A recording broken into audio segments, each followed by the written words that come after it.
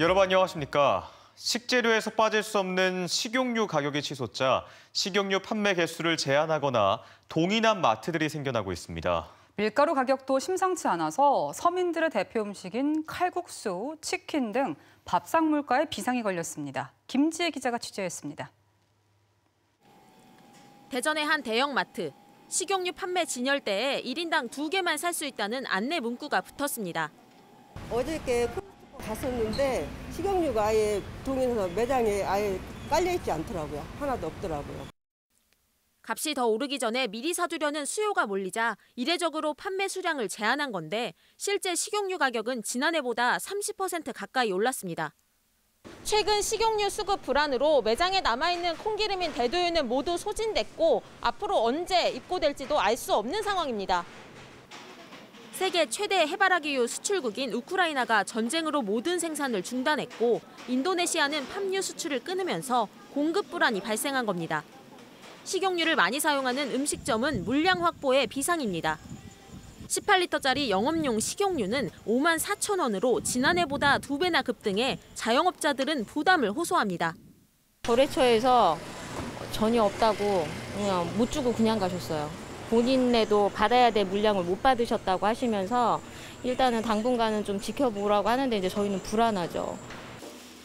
게다가 최대 밀수출 국가 중 하나인 인도가 자국 물가 안정을 이유로 밀수출을 금지하면서 밀가루 가격 상승에 품귀 현상까지 우려되고 있습니다. 정말 밀가루 같은 경우에는 그건 한 50% 정도가 올랐어요. 또 특히 이제 저희 집에서 많이 쓰는 이런 들깨 같은 경우에는 작년 봄에 한 14만 원, 한 15만 원 정도 갔던 것이 지금은 지금 한 55만 원 정도 줘야. 이 같은 식량 무기화와 수급 불안 등에 대비해 해외 농장 개척 등 곡물 자급률을 높이는 중장기 대책이 필요하다는 지적이 나옵니다. 수입선 다변화 당연히 해야 되고 식량 자급률을 이제 올리는 그런 대책을 해야 되고요. 조금 더 적극적으로는 해외에 이제 여러 농업 자원들을 개발하는 각 나라와 함께 같이 개발하는 그런 정책도 유효하다고 볼 수가 있겠습니다. 정부는 우선 밀가루 가격 인상분의 70%를 지원해 소비자 부담을 줄이겠다는 방침을 세웠지만 밀가루와 식용유가 주 원료인 라면, 과자, 빵 등 가공식품의 연쇄 가격 인상 압박에 당분간 물가 불안은 계속될 전망입니다. MBC 뉴스 김지혜입니다. 내일부터 6일 지방선거에 공식 선거 운동이 시작되는 가운데 충남 지역 후보들이 일제히 유세를 시작합니다.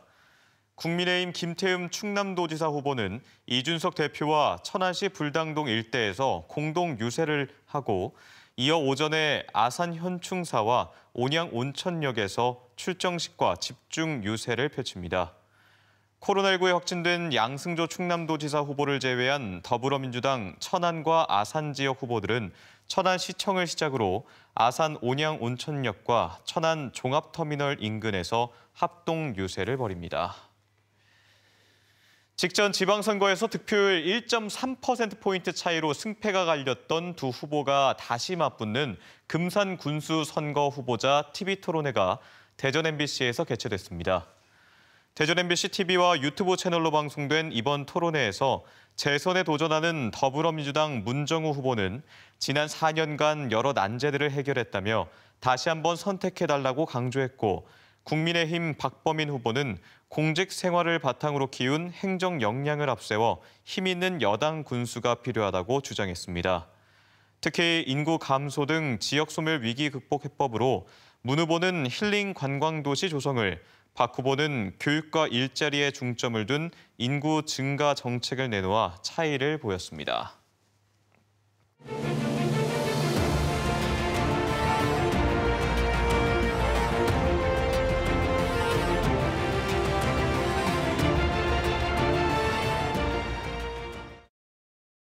지방선거를 앞두고 지역 주요 현안의 현장을 찾아가 후보들로부터 해법을 들어보는 기획보도 순서입니다.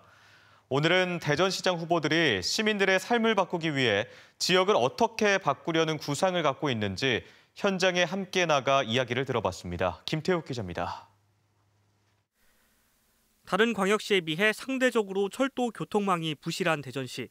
더불어민주당 허태정 후보는 연축동 일대 트램 차량 기지를 중심으로 한 도시철도 2호선 완공과 3호선 추진을. 대덕구 연축지구 일원에 교통의 새로운 출발점이 될 것으로 봅니다. 좌우로에는 이 노선을 연장해서 신단진까지 연결하는 사업도 구상하고 있습니다. 국민의힘 이장우 후보는 도시철도 3, 4, 5호선 임기 내 동시 추진을 공약했습니다. 신탄진 테크노밸리 지역을 관통하는 지하철을 놓을 생각입니다. 기본적으로 저희는 3조 6천억에서 4조 9천억 정도를 보고 있습니다. 각각 특화 정책으로 이 후보는 교통 인프라 확충에 집중했고, 유성 IC를 나와서 이 충남대 앞에 장대교차로 중심 전체가 상습 정체 구간입니다. 이걸 해소하기 위해서 호남고속도로 7km를 지하화하고. 허 후보는 노후된 둔산동 아파트 재정비 카드를 꺼냈습니다. 용적률을 최대 300%까지 올려서 사업성을 획기적으로 개선해주고, 두 번째로는 이렇게 35층이나 40층 정도까지 층고를 높여주면 결국은 도시의 쾌적성이 상당 부분 확보돼서. 대전의 경제 활성화 등 미래 먹거리 대책으로는 두 후보 모두 과학을 중심으로 한 대규모 산업단지 구축을 공약했습니다. 전체 면적으로 따지면 평수로 47만 평이 해당이 되는데요. 이렇게 되면 이곳 대동 금탄과 충북의 현도 그리고 세종을 하나의 경제 산업단지로 묶고 이곳을 경제 자유구역으로 지정을 해서 나노 반도체 종합연구원 설립과 나아가서 나노 반도체 산업단지 100만 평 조성을 해서 대전의 먹거리, 미래 먹거리를 확보할 생각입니다. 수도권 집중 현상이 가속화하면서 중부권 중심 대전시의 위상이 흔들리는 가운데 이제 유권자의 꼼꼼한 정책 검증과 선택만 남았습니다. MBC 뉴스 김태욱입니다. 이번 지방선거에선 전국 광역시도 교육감 선거도 함께 치러지죠. 지방선거에 비해 상대적으로 관심도는 떨어지지만 지역 교육의 미래를 결정짓는 선택이라는 점에서 중요한 선거입니다. 대전시 교육감 선거는 3선에 도전하는 설동호 교육감과 지난 선거에서 아쉽게 패한 진보진영 성광진 후보의 리턴 매치가 주목되는데요. 교육에 좌우 이념은 없다며 새로운 대전 교육을 표방하는 김동석, 정상신 후보의 정책 대결도 관심입니다. 조영천 기자입니다. 마지막 대전 교육감 임기에 도전하는 설동호 후보는 지난 교육 행정 분야 성과를 자평하며 창의 융합과 혁신, 책임 등 5대 공약으로 임기를 마무리하겠다고 공언했습니다. 특히 사각 교실 등의 공간을 혁신해 학생들의 창의력을 높이고 다양한 교육 활동을 펼치겠다고 강조했습니다. 활동을 아주 폭넓고 깊이 있게 하도록 하는 것이 중요합니다. 그래서 그런 공간 혁신이라든지 어떤 독서 교육, 창의적 체험학습 이런 모든 것들을 아주 내실 있고 다양하게 실시하도록 하겠습니다. 지난 선거에서 진보 진영 대표로 나서 설 교육감에 근소하게 패한 성광진 대전교육연구소 소장은 지금의 대전 교육은 권위적이고 폐쇄적이라며 대대적인 개혁을 주창했습니다. 스쿨 미투 등 교내 성비위 근절과 학생 인권 조례와 학교자치 조례 등을 만들어 투명하고 수평적인 학교 문화를 만들겠다는 보관입니다. 국민권익위 청렴도 평가에서 6년 연속 최하위권 아닙니까?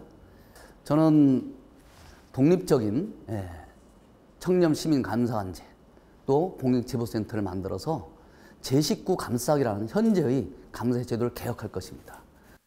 김동석, 정상신 두 후보는 교육에는 보수나 진보가 아닌 현장 전문가가 필요하다고 강조합니다. 김동석 한남대 교수는 공공교육 강화와 학교 운영의 자율화 등을 약속했고, 관료 조직의 하나로서 운영되는 것이 아니라 학교가 다른 학교와 다르게 그 공동체 구성원들의 어떤 교육 요구를 받아들여서 학교가 좀 특성 있는 학교, 또 자율적으로 학교를 운영하는. 교수는 되고 교사는 교육감 출마가 금지된 지방교육자치법에 위헌 신청을 낸 정상신 전 유성중학교 교장은 기초학력 책임제와 지역 특화 교육 등으로 교육 수도 대전을 공약했습니다. 유치원과 초등학교는 창의성 교육으로 급격하게 강화해서 갈 것이고 중고등학교는 창의성 교육과 함께 현행 제도 입시 제도에 강화하는 집중하는 그런 교육을 동시에 추구할 것입니다. 설동호, 성광진 후보의 리턴 매치에 교육 현장 전문가를 자임하는 김동석, 정상신 후보가 가세해 4파전으로 치러지는 대전 교육감 선거. 누가 대전 교육을 이끌 적임자인지 유권자들의 관심이 중요해지고 있습니다. MBC 뉴스 조형찬입니다. 조국의 독립을 위해 누구보다 헌신했던 화가가 있습니다. 광복군 화가로 불리는 최덕휴 화백인데요. 최화백 탄생 100주년을 맞아서 고향인 홍성에서 기념 전시회가 열려 처음으로 관람객들을 만납니다. 박선진 기자가 전해드립니다. 1980, 90년대 홍성의 산과 들, 그리고 전국 산하의 모습이 눈앞에 아련히 재현되는 듯합니다. 60, 70년대 국내외의 유명 도시를 찾아다니며 담은 풍경을 비롯해 전쟁 속에서 포착한 일본과 중국군의 모습도 보입니다. 국내 1세대 풍경화 작가이자 광복군 화가로 유명한 고 최덕휴 화백의 작품들입니다. 미술 공부를 위해 오른 일본 유학길에서 일본군에 강제 징집당한 최 화백은 필사적으로 탈출했고 중국군을 거쳐 한국 임시정부 광복군으로 활동했습니다. 광복 후 귀향에 교직 생활을 하던 중 한국전쟁이 발발하자 그는 망설임 없이 국군에 자원 입대했습니다. 무려 4번의 군복을 바꿔 입으며 나라를 지킨 최 화백의 작품 36점이 고향인 홍성을 찾았습니다. 그는 전장에서도 눈앞에 펼쳐진 평범한 일상을 기록하는 일을 멈추지 않았습니다. 그동안 공개하지 않았던 그 중국으로 이제 징집당해서 강제 징집을 당해서 일본군을 탈출하면서 중국에서 탈출하면서 우리 광복군을 만나는 그 기간 동안에 잠깐 틈틈이 이제 스케치하셨던 작품들이 있어요. 그런 것들 처음으로 이제 공개해서 이번 전시를 시작으로 조국을 위해 헌신하면서도 독립유공자의 후손을 생각했던 화백의 뜻을 이어가기 위한 장학 사업도 진행할 예정입니다. 그런 작품이 이거를 전시를 어느 사람들 알려가지고 작품들이 판매가 될 거 아닙니까? 그러면 그 작품, 그 판매되는 가지고 그 독립유공자 후손들에게 좀 장학금이라도 키트를 만들어서 가면 좋겠다. 화실보다 자연 앞에 서는 것이 마음이 안정된다고 말했던 최덕휴 화백. 고향에서의 첫 전시는 오는 27일까지 홍성문화원에서 계속됩니다. MBC 뉴스 박선진입니다. 대전 지역 주간 하루 평균 코로나19 확진자가 97일 만에 1,000명 아래로 떨어졌습니다. 확진자 증가세가 주춤해지면서 지역 중환자 병상도 절반 이상이 비어 여유가 있는 상황입니다.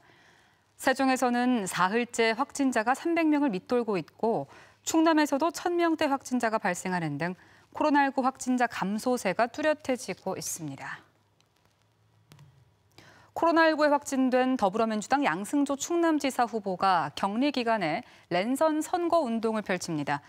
양승조 후보는 공식 선거운동이 시작되는 내일부터 SNS로 일일 브리핑과 기자간담회, 공약 발표를 진행하고 기존에 예정됐던 유세 일정도 비대면으로 모두 소화하기로 했습니다. 양승조 후보는 격리가 해제되는 오는 24일 이후 본격적인 대면 유세에 나설 계획입니다. 코로나19 여파로 중단됐던 대전시 승용차 요일제가 다음 달부터 다시 시행됩니다. 대전시는 요일제에 참여하는 차량은 다음 달부터 연간 10차례 이상 운행 휴무일을 지키지 않으면 혜택을 받을 수 없다고 밝혔습니다. 평일 중 하루를 정해 승용차를 운행하지 않으면 자동차세 10% 감면을 비롯해 공영주차장 반값 요금 등의 혜택을 받는 요일제에는 대전에서 5만여 명의 운전자가 참여하고 있습니다. 사회적 거리두기 해제 이후 해외여행객이 증가함에 따라 대전과 인천공항으로 가는 공항버스도 다음 달부터 운행을 재개합니다. 대전 시외버스 2개사에서 공동 운행하는 공항버스는 대전 복합터미널에서 출발해 매일 5차례 왕복 운행합니다. 앞서 운행 중단 전에는 하루 60차례의 공항버스가 운행됐으며 대전시는 승객 추이에 따라 운송사가 횟수를 확대할 것이라고 밝혔습니다. 대전과 세종, 계룡과 금산에 건조주의보가, 충남 서해안에 강풍주의보가 내려진 가운데 충남 곳곳에서 산불이 잇따랐습니다. 지금까지 대전, 세종, 충남 소식이었습니다. 시청해주신 여러분 고맙습니다.